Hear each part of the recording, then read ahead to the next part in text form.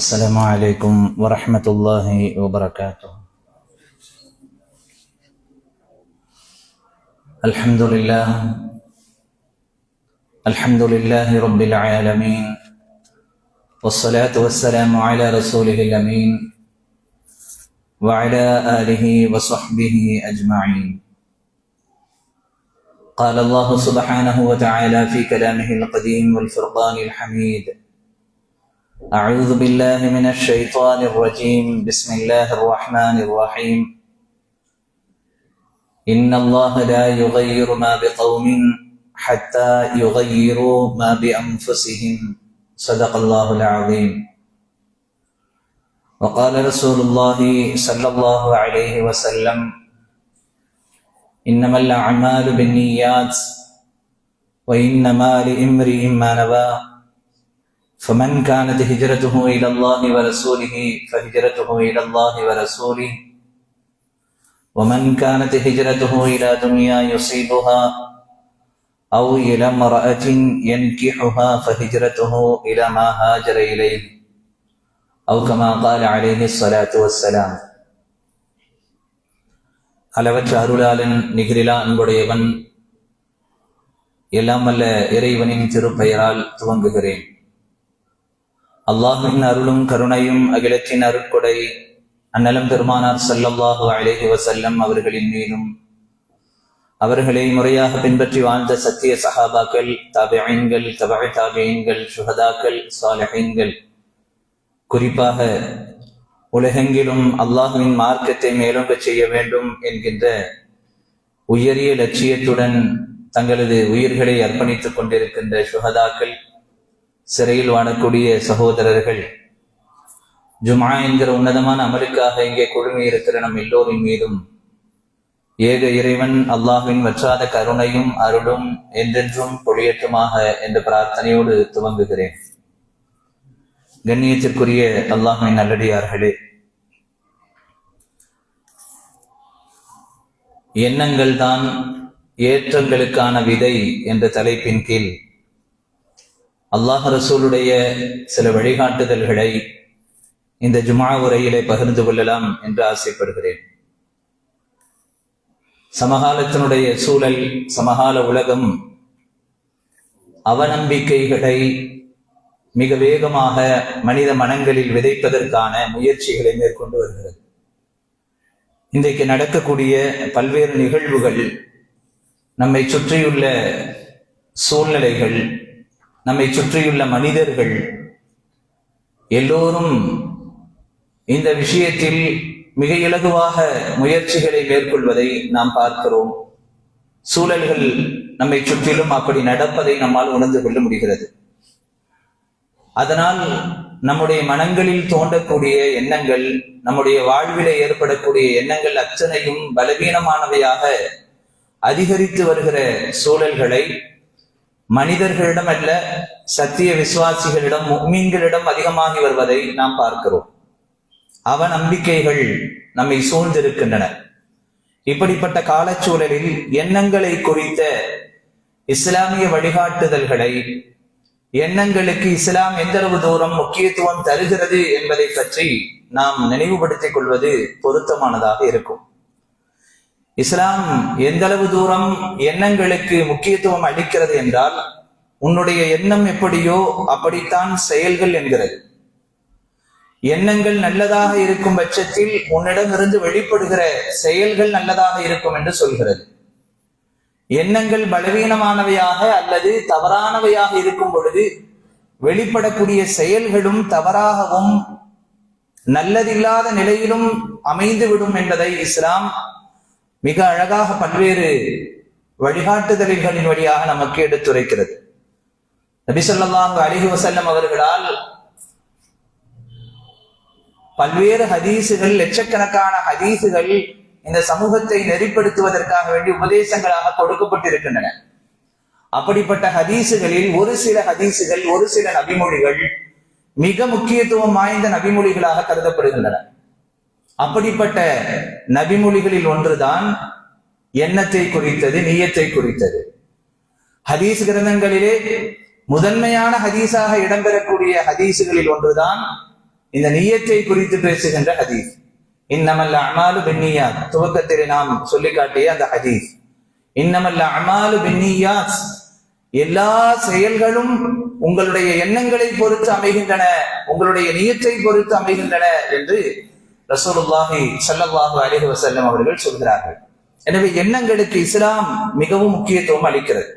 அதே போல உள்ளத்தை குறித்து பேசுகின்ற ஹதீஸ், பெருமானார் சொல்கிறார்கள் அல்லவா, அலா இன்ன ஃபில் ஜஸதி லமுதுகா, உடலிலே ஒரு சதை துண்டு இருக்கிறது, அது சீரடைந்து விட்டால் உடல் முழுக்க சீராகிறது, அது கெட்டு போய்விட்டால் உடல் முழுக்க கெட்டு போய்விடுகிறது, அறிந்து கொள்ளுங்கள், அதுதான் இதயம் என்று சொன்னார்கள் பெருமானார் ஸல்லல்லாஹு அலைஹி வஸல்லம் அவர்கள். அப்படி என்றால் உள்ளத்தை கவனிக்க வேண்டியது மிக அவசியம் என்பதை நாம் புரிந்து கொள்கிறோம்.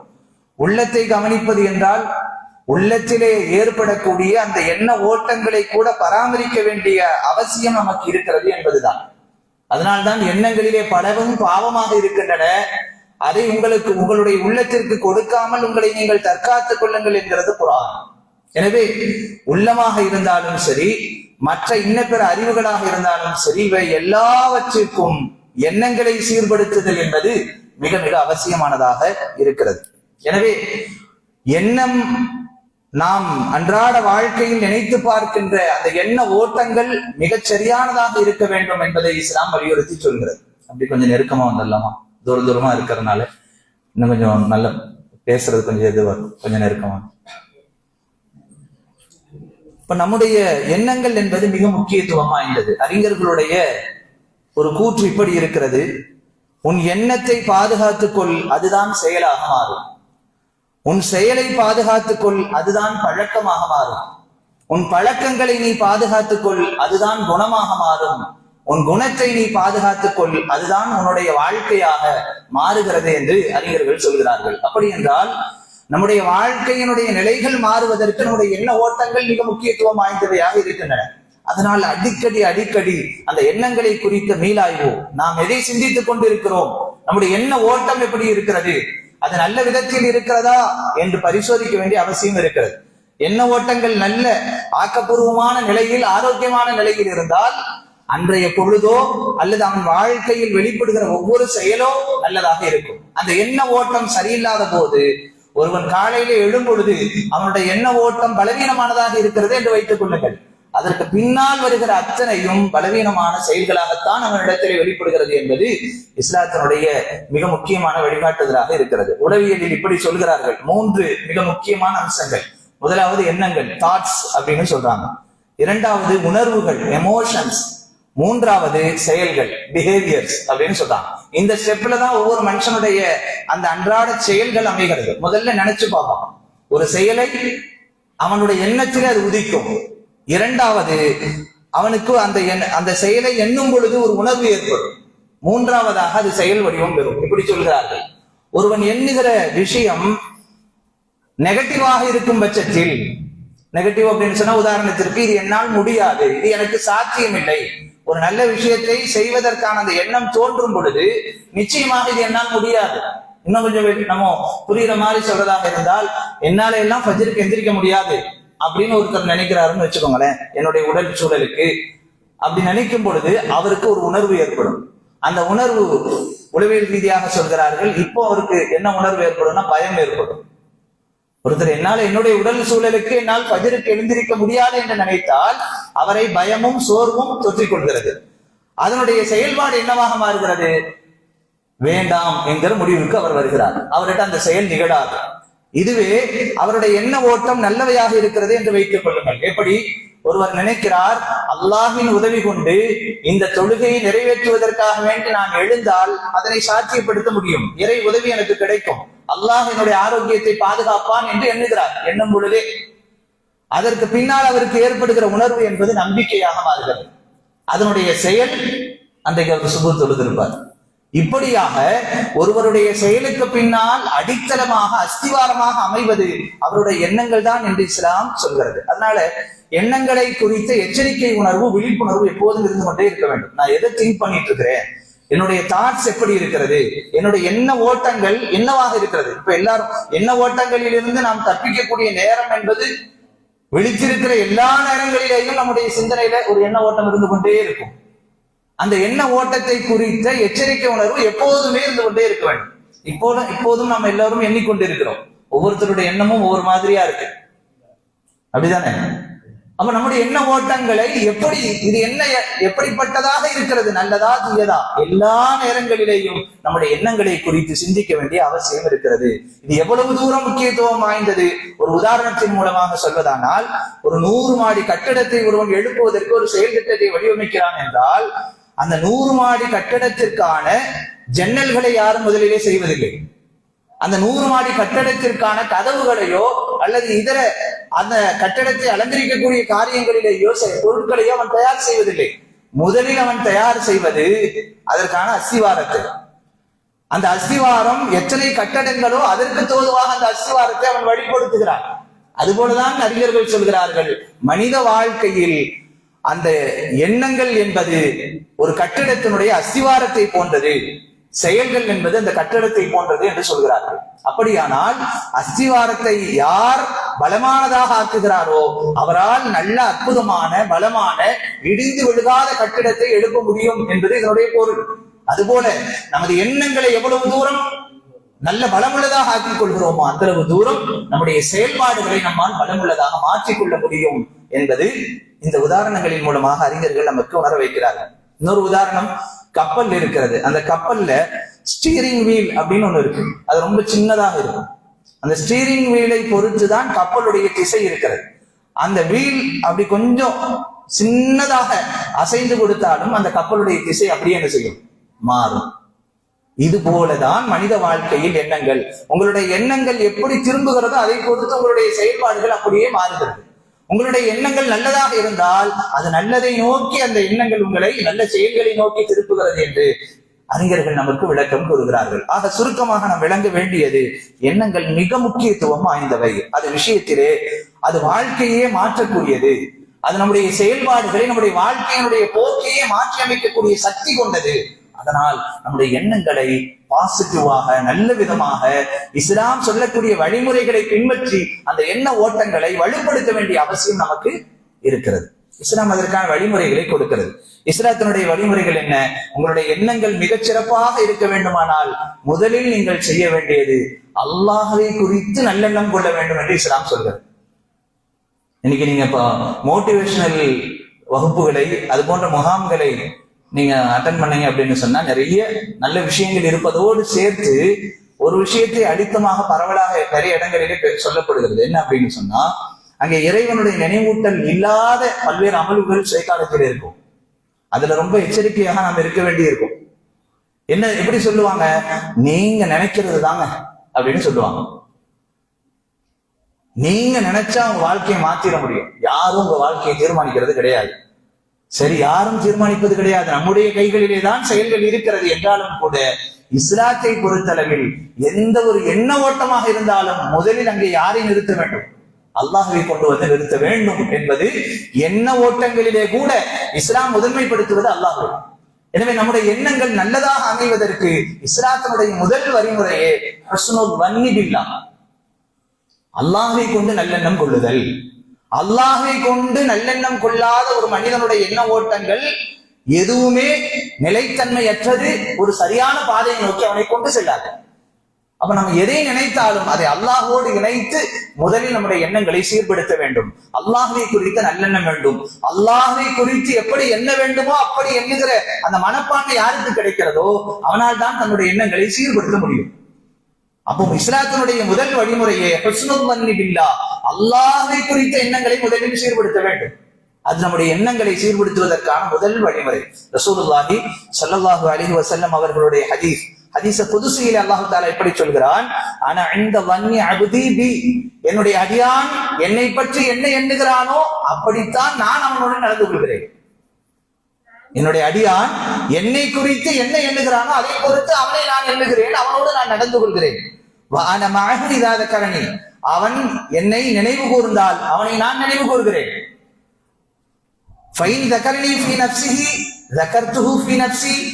அவன் என்னை தனிமையிலே நினைவு கூர்ந்தால் அவனையும் நான் தனிமையிலே நினைவு கூறுகிறேன். வைன் தகரணி ஃபீ மலஇன் தகர்துஹு ஃபீ மலஇன் கைரம் மின்ஹும், அவன் என்னை ஒரு கூட்டத்தார் இருக்கும் போது நினைவு கூர்ந்தால் அவனையும் நான் ஒரு கூட்டத்தார், மலக்குகள் உயர்ந்த கூட்டமாக இருக்கிற மலக்குகளோடு அவனை நான் நினைவு கூறுகிறேன். இப்போ நாம யாரை குறித்து நினைவு கூர்ந்து கொண்டிருக்கிறோம்? இந்த சபை யாரை குறித்து நினைவு கூறுகிற சபை? அல்லாஹ்வை குறித்து நினைவு கூறுகிற சபை. இந்த சபையை குறித்து அங்கேயும் அல்லாஹ் தஆலா நினைவுபடுத்திட்டு இருக்கிறான். அங்க யாரோட உட்கார்ந்து பேசுறாங்க? இங்கே இந்த மாதிரி ஒரு இடத்துல ஜும்ஆ உரை நடக்குது, அந்த இடத்துல என்னை பற்றி நினைவு கூறுகிறார்கள் என்று இந்த சபையில் சூழ்ந்திருக்கிற எல்லா மனிதர்களை விடவும் ஆக சிறப்பான அந்தஸ்து பெற்ற மலக்குமார்களோடு அல்லாஹ் தஆலா மிகச்சிறந்த அந்த கூட்டத்தோடு அல்லாஹ் நம்மை நினைவு கூறுகிறான். அவ கூட்டத்தில் நினைவு கூர்ந்தால் அவர்களை நான் கூட்டத்தில் நினைவு கூறுகிறேன். அடுத்து அல்லாஹ் சொல்கிறான், வைன் தகர்ரப இலைய ஷிப்ரன் தகர்ரபது இலைஹி திரான், ஒரு அடியான் என்னிடத்திலே ஒரு ஜான் நெருங்கி வந்தால் அவனிடத்திலே நான் ஒரு முழம் நெருங்கி வருகிறேன். வைன் தகர்ரப இலைய திரான் தகர்ரபது மின்ஹு பாஅன், ஒரு அடியான் என்னிடத்திலே ஒரு முழம் நெருங்கி வந்தால் அவனிடத்திலே நான் 2 முழம் நெருங்கி வருகிறேன். வைன் அதானி யம்ஷி அதைதுஹு ஹர்வலதன், அவன் என்னிடத்திலே நடந்து வந்தால் அவனிடத்தில் நான் ஓடி வருகிறேன் என்று அல்லாஹ் சொல்வதாக ரசூலுல்லாஹி ஸல்லல்லாஹு அலைஹி வஸல்லம் அவர்கள் ஹதீஸுல் குத்ஸியை அறிவிப்பு செய்கிறார். இங்கே நாம் விளங்க வேண்டியது, அல்லாஹ்வை குறித்து நாம் என்ன எண்ணுகிறோமோ அப்படி அல்லாஹ் நம்மோடு நடந்து கொள்கிறான். நம்முடைய எண்ண ஓட்டங்களுக்கான மிகப்பெரிய ஆணிவேர் இதுதான். நம்முடைய எண்ணங்கள் பலம் பெறுவதற்கும் சீர் பெறுவதற்குமான முதல் வழி இது. நாம் எல்லாரும் அல்லாஹ்வை குறித்து என்ன எண்ணுகிறோம் அப்படின்னு பரிசோதிக்கணும். நாம் என்ன எண்ணுகிறோம்? அல்லாஹ் இதையெல்லாம் எனக்கு செய்வானா, செய்து தருவானா, நடக்குமா, இறை உதவி எனக்கு கிடைக்குமா? அப்ப அல்லாஹ் சொல்றான், நீ எப்படி என்ன நம்புறியோ அந்த மாதிரி உன்னை நான் வழி நடாத்துகிறேன். நீ அழுத்தமாக என்னை நம்பினால், என்னை நோக்கி வந்தால், கொஞ்சம் நெருங்கி வந்தால் அதற்கு தோதுவாக உனக்கு நான் உதவுகிறேன். நீ என்னை நோக்கி ஓடி வந்து விட்டால் என்பதனுடைய அர்த்தம் என்ன? உன்னை தவிர எனக்கு வேறு யாரும் கதி கிடையாது என்கிற மனோநிலையில் நீ என்னை நோக்கி வந்து விட்டால் நானும் அப்படி வருகிறேன்.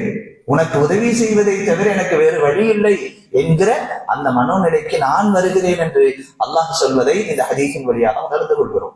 அப்போ அல்லாஹ்வை குறித்த நல்லெண்ணம் என்பது மிக முக்கியத்துவம் வாய்ந்தது. அல்லாஹ்வை பற்றிய நல்லெண்ணங்களை நாம் வழிபடுத்தும் பொழுது அல்லாஹ் நமக்கு பல்வேறு வழிகளை காட்டுகிறான். மூசா அலைஹிஸ்ஸலாம் அவர்களுக்கு கடலிலே காட்டியதை போல, இப்ராஹிம் அலைஹிஸ்ஸலாம் அவர்களுக்கு நெருப்பிலே காட்டியதை போல, ரசூலுல்லாஹி ஸல்லல்லாஹு அலைஹி வஸல்லம் இப்ராஹிம் அலைஹிஸ்ஸலாம் அதே போல அய்யூப் அலைஹிஸ்ஸலாம் அவர்களுக்கு நோயின் வழியாக ஒரு தீர்வை கொடுத்தான் அல்லவா? குர்ஆன் சொல்கிறது, அதிலும் நீரைத்தான் அல்லாஹ் தஆலா பயன்படுத்தினான். உங்களுடைய நோய் குணமாகுவதற்கு இந்த நீரை நீங்கள் பயன்படுத்துங்கள் என்று அல்லாஹ் சொன்னான். இந்த கிணற்றினுடைய நீரில் இருந்து பருகுங்கள், குளியுங்கள் என்று அல்லாஹ் சொன்னான். அது தீர்வாக அமைந்தது. அதே போல ரசூல் ஸல்லல்லாஹு அலைஹி வஸல்லம் அவர்களுக்கு கண்ணுக்கு தெரியாத உதவிகளை கொண்டு அல்லாஹ் தஆலா அவர்களுக்கு வழிகாட்டினான். சவுர் குகையிலே நடந்தது போல. இப்படி அல்லாஹ் அவனை குறித்து நாம் எப்படி எண்ணுகிறோமோ அதை பொறுத்து அல்லாஹ்வுடைய உதவி அமைகிறது என்பதை நாம் கவனத்திலே கொள்ள வேண்டும். எனவே நம்முடைய எண்ணங்கள் மிகவும் வலுப்படுவதற்கும் சீர் பெறுவதற்குமான முதல் வழி அல்லாஹ்வை குறித்த எண்ணங்களை நாம் சீராக்கிக் கொள்ள வேண்டும். இரண்டாவது இஸ்லாம் சொல்லக்கூடிய வழிமுறை என்பது எதிர்மறையான எண்ணங்களை, சிந்தனைகளை உடைத்தெறிய வேண்டும். எதிர்மறையான எண்ணங்கள், பாசிட்டிவ் திங்கிங் அப்படின்னு சொன்னா நேர்மறையான எண்ணங்கள். எதிர்மறை எண்ணங்கள் என்பது நெகட்டிவ் திங்கிங். இன்றைக்கு பலரும் நெகட்டிவாக சிந்திப்பது, நம்முடைய குழந்தைகளை குறித்து நெகட்டிவா சிந்திக்கிறோம், நம்முடைய ஆளுமையை குறித்து நாம் நெகட்டிவாக சிந்திக்கிறோம், இஸ்லாத்தினுடைய எதிர்காலத்தை குறித்து நாம் நெகட்டிவாக எதிர்மறையாக சிந்திக்கிறோம். இது போன்ற அந்த எண்ணங்களை முதலில் களைய வேண்டும் என்று இஸ்லாம் சுட்டி காட்டுகிறது. இது யாருடையது? இது போன்ற அவநம்பிக்கையான எண்ணங்களை உருவாக்குவது யார்? இஸ்லாம் சொல்கிறது, ஷைத்தான் உங்களிடத்தில் அதை உருவாக்குகிறார். அஷ்ஷைத்தானு யஈதுகுமுல் ஃபக்ர வ யஅமுருகும் பில் ஃபஹ்ஷா. அஷ்ஷைத்தானு யஈதுகுமுல் ஃபக்ர, ஷைத்தான் உங்களுக்கு ஃபக்ரை வாக்களிக்கிறான், வறுமையை வாக்களிக்கிறான். நீங்கள் செலவு செய்தால் குறைந்து விடும், நீங்கள் வறுமையிலே சென்று விடுவீர்கள், அதனால் நல்லதற்கு நீங்கள் செலவு செய்யாதீர்கள் என்று ஷைத்தான் உங்களை தூண்டுகிறான். ஆக தவறான எண்ணங்களை, பலவீனமான எண்ணங்களை, எதிர்மறையான எண்ணங்களை விதைப்பது யார்? அது ஷைத்தானுடைய வேலையாக இருக்கிறது. அந்த வசனத்தினுடைய தொடர்ச்சியில் அல்லாஹ் அடுத்து சொல்வான், வல்லாஹு யஈதுகும் மின்ஹு மக்ஃபிரத்தன் வ ஃபضلا. அல்லாஹ் உங்களுக்கு வாக்களிப்பது மக்ஃபிரத்தை, மன்னிப்பை, ஃபضலன் அருளை அல்லாஹ் உங்களுக்கு வாக்களிக்கிறான். அப்ப அல்லாஹ் வாக்களிப்பது அத்தனையும் பாசிட்டிவாக இருக்கும். ஆனால் ஷைத்தான் வாக்களிப்பது அத்தனையும் நெகட்டிவாக எதிர்மறை எண்ணங்களாக இருக்கும். எனவே எதிர்மறை எண்ணங்களை உடைத்தெறிய வேண்டும் என்பது ஒரு மிக முக்கியமான ஒரு பணியாக இஸ்லாம் சுட்டி காட்டுகிறது. அப்போதுதான் நம்முடைய எண்ணங்களை வலுப்படுத்த முடியும். ஒரு உதாரணத்திற்கு, என்னுடைய வாழ்க்கையே இனி இல்லை, என் வாழ்க்கையில் முன்னேறுவதற்கான முகாந்திரமே இல்லை என்று நினைப்பது அது ஷைத்தானுடைய எண்ணம். மாறாக அல்லாஹ் எனக்கு இந்த காலகட்டத்தை ஒரு சோதனையாக வைத்திருக்கிறான், இந்த சோதனையை மாற்றி அமைக்கக்கூடிய வாய்ப்பு நிச்சயமாக பிறக்கும். இது அல்லாஹ்வின் புறத்திலிருந்து உண்டான நம்பிக்கை. அந்த எண்ண ஓட்டத்தை ஒரு சத்திய விசுவாசி பெற்றிருக்க வேண்டும் என்பதுதான் இஸ்லாத்தினுடைய வழிமுறை. எனவே நம்முடைய எண்ணங்களை சீர்படுத்துவதற்கான இரண்டாவது வழிமுறையாக இஸ்லாம் சொல்வது, எதிர்மறையான எண்ணங்கள் எதுவெல்லாம் இருக்கிறதோ அவற்றையெல்லாம் நீங்கள் களைய வேண்டும் என்று இஸ்லாம் நமக்கு எடுத்துரைக்கிறது. மூன்றாவது மிக முக்கியமான வழிமுறையாக இஸ்லாம் சொல்வது, நம்முடைய எண்ணங்கள் வலுப்பெற வேண்டுமானால் மூன்றாவது, பிரச்சனைகளை மட்டும் பார்த்து கொண்டு பேசிக் கொண்டிருப்பது அல்ல, தீர்வுகளை பேச வேண்டும் என்று இஸ்லாம் வழிகாட்டுகிறது. இன்னைக்கு நம்ம பெரும்பாலும் எதை பேசுவோம்? பிரச்சனைகள் எதுவோ அதைத்தான் நாம் பேசுவோம். அது எதுவாக இருந்தாலும் சரிதான். உதாரணத்திற்கு, எனக்கு இப்படியே போயிட்டே இருக்கு, இப்படியான பிரச்சனைகள் இருந்துகிட்டே இருக்கு, என்னால எதையுமே செய்யவே முடியறது இல்லை, என்னோட உடம்பு பிரச்சனையா இருக்கு, என்னுடைய ஆரோக்கியம் பிரச்சனையாக இருக்கு, என்ற படிப்பு இருந்ததுதான் இந்நேரம் நல்லா இருந்திருக்கும், எனக்கு இன்வெஸ்டருக்கு மட்டும் ஒரு பொருளாதாரம் இருந்ததுதான் எங்கேயோ போயிடுவேன் அப்படின்னு சொல்லுவோம். இது நம்மை குறித்து. குடும்பத்தை குறித்து பேசும்போது, நான் என்னென்னவோ சொல்லி பாக்குறேன், வீட்டுல ஒரு மாற்றமே வரமாட்டேங்குது, குடும்பத்துல ஒரு மாற்றம் வரமாட்டேங்குது, பிள்ளைகள்கிட்ட ஒரு மாற்றம் வரமாட்டேங்குது. இங்கேயும் நம்முடைய சிந்தனை பிரச்சனைகளை குறித்து பேசுவதாகத்தான் இருக்கிறது, நடந்ததை குறித்து பேசுவதாகத்தான் இருக்கிறது. சமூகத்தினுடைய நிலைகளை பற்றி பேசும்போது கூட நம்ம மஹல்லாக்கெல்லாம் அது செட்டே ஆகாது, நம்ம ஆட்கள்லாம் அவங்கள நம்பிட்டு நம்ம எதுவும் செய்ய முடியாது. ஏன்னா அவங்களுடைய மக்களுடைய மனநிலைகளை பற்றி பேசுவதும் சூழல்களை பற்றி இது தொடர்ந்து கொண்டே இருக்கிறது. ஒரு மஷூரான்னு ஆரம்பிச்சாலே மஷூராவே எதற்காக வேண்டி? ஒரு நல்ல தீர்மானத்தை எடுப்பதற்காக வேண்டி. ஆனா மஷூரா ஒரு 2 மணி நேரம் நடக்குதுன்னு வச்சுக்கோங்க, ஒரு 1.5 மணி நேரம் இதை பத்தி தான் பேசுவோம். அப்படி நடந்திருக்கணும், இப்படி நடந்திருக்கணும், இப்படி ஆகி போயிடுச்சு, அப்படி ஆகி போயிடுச்சுன்னு தான் பேசுவோம். கடைசியாகத்தான் சரி இப்ப என்னதான் பண்றது அப்படிங்கிற அந்த பேச்சு எப்பதான் வரும்? கடைசி ஒரு 20 நிமிஷம் 10 நிமிஷம் 1/2 மணி நேரத்துலதான் பேசுவோம். ஆனால் இஸ்லாம் நமக்கு வழிமுறையாக சொல்வது, நடந்த விஷயங்களை பற்றி பேசாமல், அதை பற்றி சிந்தித்துக் கொண்டிருக்காமல், இப்படிப்பட்ட சூழலில் நான் என்ன தீர்மானத்தை எடுக்க வேண்டும், எப்படி செயல்பட வேண்டும், இதை குறித்து பேச வேண்டும் என்று இஸ்லாம் சொல்கிறது. ரசூல் ஸல்லல்லாஹு அலைஹி வஸல்லம் அவர்களுடைய வாழ்வியல் அதற்கான பாடமாக இருக்கிறது. மக்காவில 13 ஆண்டு காலம் ஒரு மிகப்பெரிய சோதனையை அனுபவித்த ரசூல் ஸல்லல்லாஹு அலைஹி வஸல்லம் அவர்கள் அந்த சோதனையை எதிர்கொண்டு கொண்டே இருக்கிற காலகட்டத்தில் தான் மதீனாவை பற்றிய திட்டமிடுதலை செய்தார்கள் என்பதை பார்க்கிறோம். இங்க இருந்துகிட்டே இருக்கும் போதுதான் மதீனாவை பற்றி கஷ்டங்களும் சோதனைகளும் நெருக்கடிகளும் இருந்து கொண்டே இருக்கும் போது மதீனாவினுடைய செயல் திட்டங்களை இந்த சமூகத்திற்காக வேண்டி வடிவமைத்தவர்கள் பெருமானார் ஸல்லல்லாஹு அலைஹி வஸல்லம் அவர்கள். இங்கே பிரச்சனைக்கு மத்தியிலேயே தீர்வை அங்கே முன்வைத்தார்கள், தீர்வுக்கான முயற்சியை நோக்கி சென்றார்கள். அது ஒரு மிகப்பெரிய மாற்றமாக அமைந்தது. மதீனா எந்த அளவிற்கு தீர்வாக அமைந்தது என்பதற்கு ஹிஜ்ரத் ஒரு காரணமாக இருந்தது. ஹிஜ்ராவை திட்டமிட்டார்கள் பெருமானார் ஸல்லல்லாஹு அலைஹி வஸல்லம் அவர்கள். போர்கள் நடந்தன, சமூகத்தினுடைய புனரமைப்பு அங்கே நடத்தப்பட்டது. எல்லாம் மதீனாவினுடைய வாழ்க்கையினுடைய வெற்றிக்கான அடித்தளங்களாக அமைந்தன. அதை எங்கேயே திட்டமிட்டாங்க? பிரச்சனைகளிலே இருக்கும் பொழுதே திட்டமிட்டார்கள். இப்போ நம்ம பிரச்சனையை பற்றி கவலைப்பட்டுக் கொண்டே இருப்பதல்ல, ஒரு சமூகத்தினுடைய, தனி மனிதனுடைய, குடும்பத்தினுடைய உயர்வு என்பது என்ன தீர்வு அப்படின்னு நம்ம யோசிக்கிறோம். இப்போ இவ்வளவு பிரச்சனைகள் இருக்கு, இதற்கான தீர்வு என்ன? இதைத்தான் இஸ்லாம் வலியுறுத்தி சொல்கிறது. எனவே நம்முடைய எண்ணங்கள் இப்படி யார் சிந்திக்கிறாரோ அவருடைய எண்ணம் என்னவாகும்? சரி, அடுத்து என்ன செய்யறது நான் அப்படின்னு யோசிச்சா எவ்வளவு பலவீனமான நபராக இருந்தாலும் அங்கே அவருக்கு ஒரு பலம் கிடைக்கிறது. இனி என்னால் சாதிக்க முடியும் என்கிற உணர்வு பிறக்கிறது.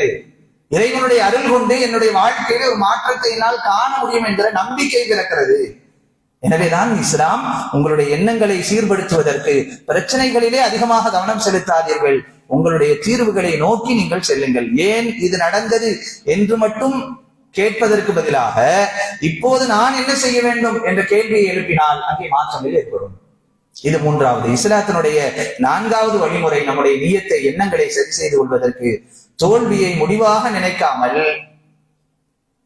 அடுத்து நமக்கு வெற்றிக்கான வாய்ப்புகள் இருக்கிறது என்று கருத வேண்டும்.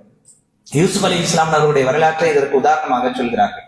யூசுப் அலைஹிஸ்ஸலாம் அவர்கள் அவர்களுடைய பிறப்பிலிருந்தே சகோதரர்களுடைய பொறாமைக்கு ஆட்பட்டவர்கள். சகோதரர்களுக்கு பிடிக்காத ஒரு நிலை இருந்தது யூசுப் அலைஹிஸ்ஸலாமுடைய சிறுபிராயம் முதலே.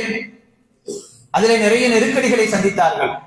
அதனுடைய வெளிப்பாடுதான் அந்த சிறு பிராயத்திலே இருந்த யூசுப் அலைஹிஸ்ஸலாம் அவர்களை அழைத்து சென்று ஏமாற்றி கிணற்றிலே வீசியது. அங்கிருந்து அவர்களுடைய சோதனை தொடர்கிறது. அதற்கு பின்னால் எஜமானனுடைய மனைவி யூசுப் அலைஹிஸ்ஸலாம் அவர்களை தவறுக்கு அழைத்து அந்த சோதனையை எதிர்கொள்கிறார்கள். எனவே வெளியிலே இருப்பதை விட சிறைவாசத்தை அனுபவிப்பது மேல் என்று உணர்கிறார்கள், சிறைவாசத்தை அனுபவிக்கிறார்கள். இப்படி அடுத்தடுத்து அவர்களுடைய வாழ்க்கையில் அவர்கள் அனுபவித்தது சோதனையை. இப்படி நம்முடைய வாழ்க்கையிலே நெருக்கடிகளும் சோதனைகளும் வந்தால் எப்படிப்பட்ட உணர்வை பெற வேண்டும் என்பதை யூசுப் அலைஹிஸ்ஸலாம் அவர்களுடைய வாழ்க்கையின் வழியாக குர்ஆன் நமக்கு வழிகாட்டுவது. கடைசி முடிவு, இவ்வளவு சோதனைகளை நீங்கள் கடந்து வந்தாலும் கடைசியில யூசுப் அலைஹிஸ்ஸலாம் அவர்கள் எதிர்பார்க்காத ஒரு அந்தஸ்தை அல்லாஹ் தஆலா அவர்களுக்கு கொடுத்தார். எகிப்தினுடைய அரசவையிலே, எகிப்தினுடைய அந்த அரசவையில் ஆட்சியாளராக அமரக்கூடிய வாய்ப்பை யூசுப் அலைஹிஸ்ஸலாம் அவர்களுக்கு அல்லாஹ் கொடுத்தான். அப்ப இவ்வளவு நெருக்கடிகள் அடுத்தடுத்து வரும் பொழுது கடைசியில நமக்கு கிடைப்பது, இந்த சோதனைகளுக்கு பின்னால் ஒரு மாற்றம் கிடைப்பதற்கான வாய்ப்பு இருக்கிறது என்று கருத வேண்டும் என்பதை யூசுப் அலைஹிஸ்ஸலாம் அவருடைய வரலாறு நமக்கு எடுத்துக் கொள்கிறது. எனவே பிரச்சனைகள் வரும் பொழுது, பிரச்சனைகளுக்கு பின்னால் தோல்விகள் வரும் பொழுது, தோல்விகளுக்கு பின்னால் ஒரு மாற்றமும் முன்னேற்றமும் நிச்சயமாக இருக்கிறது என்பதை நம்ப வேண்டும். இப்ராஹிம் அலைஹிஸ்ஸலாம் அவர்களுடைய வாழ்வியலும் அப்படித்தான். நிறைய சோதனைகள். நபி ஸல்லல்லாஹு அலைஹி வஸல்லம் அவர்களுடைய வாழ்விலும் நிறைய சோதனைகள். ஆனால் அதனுடைய முடிவு ஒரு மிகப்பெரிய மாற்றத்திற்கான முடிவாக இருந்தது, முன்னேற்றத்திற்கான முடிவாக இருந்தது என்பதை அவர்களுடைய வரலாறுகள் நமக்கு எடுத்துக் கொள்கின்றன. இன்றைக்கும் நம்ம அதை தான் பார்த்துட்டு இருக்கோம். இன்றைய சூழலில் நிறைய நெருக்கடிகள் நமக்கு இருக்கிறது, பல்வேறு நெருக்கடிகள் இருக்கிறது. சமூகத்தினுடைய பல சகோதரர்கள் சிறைவாசம் அனுபவிக்கக்கூடிய நிலைகள் இருக்கிறது. சமூகத்திற்கான அரசியல் ரீதியான பிரதிநிதித்துவம் இதுவரைக்கும் முறையாக கிடைக்கப்பெறாத ஒரு சூழல்கள் இருக்கிறது. தொடர்ச்சியாக அடுத்தடுத்து முஸ்லிம் சமூகத்திற்கு முன்னேற்றம் இல்லாத பல்வேறு இழப்புகள் இதுவரைக்கும் நடந்து முடிந்திருக்கிறது. இது போன்ற நேரங்களில் இதை நம்ம எங்க வேணாலும் நம்ம ஒப்பிட்டு பார்க்கலாம். குடும்பத்தை நீங்கள் எடுத்து பார்த்தால் கடந்த காலங்களில் நிறைய பிரச்சனைகள் ஏற்பட்டு இருக்கலாம். இவற்றையெல்லாம் மாற்றி அமைக்க முடியாதா என்றால் முடியும் என்கிற அந்த நம்பிக்கைக்கு நாம் வர வேண்டும். நாம் இஸ்லாத்தினுடைய வழிமுறைகளை பின்பற்றும் பொழுது அந்த எண்ணங்களை எப்பொழுது நாம் வலுப்படுத்திக் கொள்கிறோமோ அப்போதுதான் ஆக்கப்பூர்வமாக நம்மால் செயல்பட முடியும். எனவே நம்முடைய எண்ணங்களை வலுப்படுத்திக் கொள்வதற்கான மிக முக்கியமான வழிமுறையாக இஸ்லாம் சொல்வது, தோல்வியை முடிவாக நினைக்காமல் உங்களுடைய பயணத்தை தொடர வேண்டும். ஐந்தாவது விஷயமாக இஸ்லாம் சொல்வது, உடலையும் மனதையும் பராமரிப்பது என்பது நம்முடைய எண்ணங்களை உயிரோட்டமாக வைத்துக் கொள்வதற்கான வழி. இன்னைக்கு நம்ம ஆரோக்கியம் இல்லாத சூழல்கள் தான் இன்னைக்கு நம்முடைய பிள்ளைகள் இன்னைக்கு எப்படி சிந்திக்கிறாங்க, சிந்தனையே வர்றதில்லை. நல்ல தாட்ஸே இன்னைக்கு சமூகத்துல இல்லை. அதுவும் வளர்ந்து வரக்கூடிய தலைமுறையிடம், அடுத்த ஜெனரேஷன் சிந்தனையே இருக்காது. யார் இருக்கிறார்கள் இல்லை என்பதை எல்லாம் அவன் சிந்திப்பதே இல்லை. அவனுக்குன்னு ஒரு ஸ்டைல் இருக்கு. நம்ம நிறைய பேர் கவலைப்பட்டிருப்போம். நம்முடைய வீட்டுல இருக்கக்கூடிய குழந்தைகள் வீட்டுக்கு யாராவது விருந்தாளிகள் வந்துட்டாங்கன்னா அவங்க பாட்டுகள் உட்கார்ந்து இருக்கிறாங்க. இங்கேயே கூட நம்ம மதரசாவில் நிறைய நேரங்களை பார்ப்போம். சில பிள்ளைகள் கால் நீட்டி உட்காருவாங்க. கால் நீட்டி உட்கார்றது கூடாதுக்கெல்லாம் வரல. நான் கால் நீட்டி உட்கார்ந்துருப்பாங்க. பெரியவங்க வருவாங்க, உஸ்தாதுகள் வருவாங்க, அப்பயும் கால் நீட்டி உட்கார்ந்துருப்பாங்க. வகுப்புல கூட கால் நீட்டி உட்கார்ந்துருப்பாங்க. அது ஒரு சிரமம் இருக்குன்னு வச்சுக்கோமா. ஒரு காலகட்டத்தில் எப்படி இருக்கும், கால் நீட்டி உட்கார்ந்துருக்கும் போது யாராவது பெரியவங்க கிராஸ் ஆனாங்கன்னா டக்குன்னு காலை சுருக்கிடுவாங்க. இங்க அந்த சிந்தனை சிந்திப்பதற்கான சூழல்கள் இல்லையோ, அந்த தாட்டு உருவாகலையோ அப்படிங்கிற ஒரு சந்தேகம் ஏற்படுகிறது. நிறைய நேரங்களில் நம்ம கவலைப்படுறது குழந்தைகள் விஷயத்துல ரொம்ப பிரச்சனையாவது தெரியுங்களா. விருந்தாளிகள் அவன் வேலையை பார்த்துட்டே இருப்பான், கையில மொபைல் வச்சிருந்தா மொபைலோடயே இருப்பான். அவ்வளவு கோபமா வரும், நமக்கு கவலையா இருக்கும். என்னடா என் பிள்ளை இப்படியா, 4 பேருக்கு முன்னாடி இப்படி இருக்கிறானேங்கிற ஒரு கவலை வருதா இல்லையா? என்ன காரணம்? அவனுடைய எண்ண ஓட்டத்தினுடைய பிரச்சனை இது. அதான் அடித்தனம். அவனுக்கு சிந்திக்கல எது நல்லது எது கெட்டது, எந்த நேரத்தில் எப்படி செயல்பட வேண்டும் என்கிற அந்த எண்ணங்களை அவன் உயிரோட்டமாக வைத்துக் கொள்வதற்கான சூழல்கள் இன்னைக்கு இல்லை. அதை ஆரோக்கியமா வச்சுக்க வேண்டிய அவசியம் இருக்கு. அது எதுலாம் இருக்கு சம்பந்தப்பட்டிருக்கு அப்படின்னா, உள்ளத்தோடு சம்பந்தப்படுகிறது, உடலோடு சம்பந்தப்படுகிறதுன்னு சொல்றாங்க. உடல் எந்த அளவு தூரம் ஆரோக்கியமாக இருக்கிறதோ அந்த அளவு தூரம் எண்ணங்கள் ஆரோக்கியமாக இருக்கும் என்று சொல்கிறாங்க. இன்னைக்கு உடலுடைய அத்தனை ஆரோக்கியமான நிலையும் கெடுக்கக்கூடிய உணவுகளை கொடுத்துட்டு என்ன சீராக்கணும்னா நம்ம எப்படி சீராக்க முடியும்? இன்றைக்கு இருக்கிற உணவு முறைகளே நம்முடைய எண்ணங்களை சிதைக்கக்கூடிய உணவு முறைகள் அப்படின்னு சொல்றாங்க. அதுல ரொம்ப முக்கியமான இடத்தை பிடிப்பது பல நேரங்கள் நம்ம சொல்லி இருக்கிறோம். இன்னைக்கு சிக்கனுடைய அந்த ஆக்கிரமிப்பு இருக்கிறது அல்லவா, அது நம்முடைய எண்ணங்களை வேறு திசையை நோக்கி, நெகட்டிவான சிந்தனையை நோக்கி அந்த எண்ணங்களை திருப்புகிற ஒரு போங்கு. இன்றைக்கு இருக்கிற உணவு பழக்கங்கள் எல்லாமே அப்படித்தான்.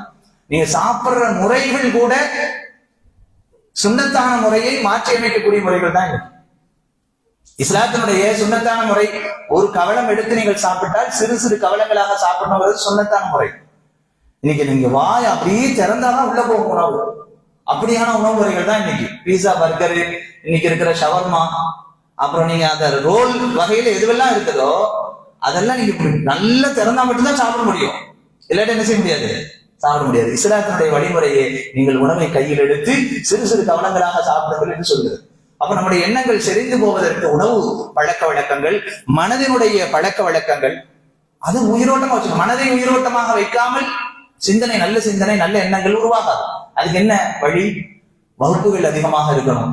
நல்ல நல்ல வகுப்புகளை நாமளும் என்ன செய்யணும், பயன்படுத்திக் கொள்ள வேண்டும். அதே போல நம்முடைய பிள்ளைகளுக்கு நல்ல வகுப்புகள் நடக்கும் போது அந்த வகுப்புகள்ல என்ன சொல்றேன், இப்ப நம்ம இங்க உட்கார்ந்து ஒரு உரை கேட்டுட்டு இருக்கிறோமா இல்லையா? இப்ப நம்முடைய எண்ண ஓட்டங்கள் வேற மாதிரி இருக்கும். இங்கிருந்து நாம் வேற சூழலுக்கு போகும்போது நம்முடைய எண்ணம் பலவீனப்படுத்துற மாதிரி சூழலாக இருந்தால் வேகமா பலவீனமாகும். அப்போ வகுப்புகள், நம்முடைய ஈமானை வலுப்படுத்தக்கூடிய திக்ர்கள், துஆக்கள், இதெல்லாம் உள்ளத்தை அதே போல உடலை பராமரிக்கக்கூடிய விஷயங்கள். இது ரெண்டும் எப்பொழுது பராமரிக்கப்படுகிறதோ அப்போதான் நம்மள்ட்ட நல்ல தாட்ஸ், நல்ல எண்ணங்கள் உருவாகும் என்று இஸ்லாம் நமக்கு வலியுறுத்துகிறது. இறுதியாக, மிக முக்கியமாக, ஒவ்வொரு சோதனையிலும் நமக்கு ஒரு ஹிக்மத் இருக்கிறது என்று கருத வேண்டும். அஸா அன் தக்ரஹு ஷைஅன் வஹுவ கைருல் லக்கும், குர்ஆன் சொல்கிறது, உங்களுக்கு ஒரு விஷயம் வெறுப்பாக இருக்கலாம், அதிலே அல்லாஹ் நன்மையை வைத்திருப்பார். வஅஸா அன் துஹிப்பு ஷைஅன் வஹுவ ஷர்ருல் லக்கும், நீங்கள் ஒரு விஷயத்தை விரும்புவீர்கள், அதிலே அல்லாஹ் தஆலா உங்களுக்கு கெடுதியை வைத்திருக்கிறார். அல்லாஹ் யஅலமு வ அன்தும் லா தஅலமூன், எது நல்லது எது கெட்டது என்பதை அல்லாஹ் மிக நன்கு அறிந்து வைத்திருக்கிறான் அப்படின்னு. அப்ப எது நல்லது எது கெட்டது அப்படிங்கிறத நாம புரிந்து கொண்டு, சில நேரங்களிலே கசப்பாக இருந்தாலும் கூட அதனை ஏற்றுக்கொள்ளக்கூடிய பக்குவத்தை நாமும் வளர்த்துக் கொள்ள வேண்டும், நம்மை சார்ந்தவர்களுக்கும் வளர்க்க வேண்டும். ஒரு உதாரணத்திற்கு, ஒரு பிள்ளைக்கு நீ நல்ல போய் பயான் கேட்டுட்டுவான்னு சொன்னா அது விரும்புமா? ஒரு வகுப்பு நீ அட்டன் பண்ணு சொன்னா விரும்பாது. இன்னைக்குல யாரும் விரும்ப மாட்டாங்க, நமக்கே விருப்பம் இல்லை. அதனாலதான் இன்றைக்கு 30 செகண்டில என்ன சொல்ல முடியும் என்பதை இன்றைக்கு உலகம் பார்த்துட்டு 30 செகண்ட்ல. அதுல நம்ம சக்சஸ்னா நம்முடைய தாவா சக்சஸ், நம்முடைய போதனை சக்சஸ்ங்கிறாங்க. இப்ப நான் 35 நிமிஷமா பேசிட்டு இருக்கேன். இப்பவுமே உங்களுடைய ஆலோசனைகள் நிறைய பேருக்கு ஒரு தாக்கம் வந்திருக்கலாம். ஏன்னா எண்ணத்தை பத்தி பேசிட்டு இருக்கிறதுனால ஜும்மா ஒரு 30 செகண்ட்ல முடிச்சா, ஒரு 10 நிமிஷத்துல முடிச்சா, சுருக்கமா முடிச்சா நல்லா இருக்கும் அப்படின்னு சொல்லி இன்னைக்கு அப்படிதான் இருக்கு. யதார்த்தங்கள் அப்படி, எதிர்காலம் அப்படித்தான் இருக்கும். அதுல மாற்று கருத்து தீர்மானமாகவே அது மாறுவதற்கான வாய்ப்புகள் இருக்கிறது. அக்காரணம் என்ன அப்படின்னு சொன்னா, மனிதனுடைய சோதனை காலம் இது. அப்படி காலங்கள் மாறி மாறி வர அப்படித்தான் இருக்கும். ஆனால் அந்த வகுப்புக்குள்ள 30 செகண்ட்னாலும் உள்ள போனாதான் அது கிடைக்கும். இன்னைக்கு இந்த 30 செகண்டையும் பார்க்காத ஒரு நிலை வரும்போது அங்க எந்த இன்னும் கிடைக்காது. அப்ப இங்க உட்கார்ந்து இருக்கவங்க அத்தனை பேருக்கு இன்னும் கிடைக்கலையா அப்படின்னு சொன்னா, ஒருத்தர் கூடுதலா கிடைச்சிருக்கும், ஒருத்தர் குறைவா கிடைச்சிருக்கும். அரை மணி நேரமும் நல்லா கவனிச்ச நபர்களும் இருப்போம். ஒரு 5 நிமிஷம் மட்டும் கவனிச்சுட்டு வேற வேற சிந்தனைகளுக்கு போகக்கூடிய சூழ்நிலையும் வரும். அப்ப அரை மணி நேரம் கழிச்சாக்கா கவனித்தவருடைய மனோநிலையும் அவருடைய செயல்பாடுகளும் வேற மாதிரி இருக்கும். ஒரு 5 நிமிஷம் கவனிச்சவருடைய செயல்பாடு வேற மாதிரியாக இருக்கும். அப்ப எந்த அளவு வகுப்புகள் இருக்கிறதோ அந்த அளவு ஒரு மிகப்பெரிய மாற்றங்கள் நமக்கு இருக்கிறது. வகுப்புகள், நல்ல விஷயங்களை தெரிந்து கொள்வது வெறுப்பாதான் இருக்கும் யாருக்கும். அதையும் குறிப்பா வளர்ந்து வரக்கூடிய தலைமுறைக்கு பேச ஆரம்பித்தாலே, வகுப்பெடுத்தாலே பிடிக்காது. அதனாலதான் இன்னைக்கு பவர் பாயிண்ட் பிரசன்டேஷன் தான் கொண்டு வந்தாங்க. அதை பார்த்துக்க, அதை நான் பேசுறது கம்மி பண்ணிக்கிறேன், அதை பார்த்தாவது நீ புரிஞ்சுக்க அப்படிங்கிறதுலாம். அப்ப எப்படியாவது நல்ல விஷயங்களை கொண்டு போய் சேர்க்க வேண்டும், வெறுப்பாக இருந்தாலும் கூட. அப்ப இன்றைக்கு ஒரு சோதனை காலகட்டத்தில் சில சோதனைகளை எதிர்கொண்டு அதுல இருக்கிற கசப்புகளை நாம் கடந்து வந்து சில விஷயங்களை நாம் உருவாக்கி கொள்ளும் பொழுதுதான் ஒரு மிகப்பெரிய மாற்றத்தை நம்மால் ஏற்படுத்திக் கொள்ள முடியும். ஆக சுருக்கமாக, எண்ணங்கள் என்பதுதான் மனிதனுடைய மிகப்பெரிய வாழ்க்கையின் மாற்றத்திற்கான அஸ்திவாரங்களாக இருக்கின்றன. நம்முடைய எண்ணங்களை மிக பெரும் சக்தி கொண்டதாக மாற்றுவதற்கு இஸ்லாத்தினுடைய வழிமுறைகளை நாம் பின்பற்ற வேண்டும். எண்ணங்களை பொறுத்துதான் நம்முடைய அன்றாட வாழ்க்கையின் அத்தனை செயல்பாடுகளும் அமைகிறது என்பதை புரிந்து கொண்டு இஸ்லாத்தினுடைய வழிமுறைகளுக்கு ஏற்ப நம்முடைய எண்ண ஓட்டங்களை வலுப்படுத்துவதற்கு முயற்சிக்க வேண்டும். எல்லாம் வல்ல இறைவன் அத்தகைய ஈமானிய மக்களாக, அத்தகைய உறுதிமிக்க மக்களாக நம் எல்லோரையும் ஆக்கி அருள் புரிவானாக. வாஹிரு தஅவானா அல்ஹம்துலில்லாஹி ரப்பில் ஆலமீன். அஸ்ஸலாமு அலைக்கும் வரஹ்மத்துல்லாஹி வபரகாத்துஹு.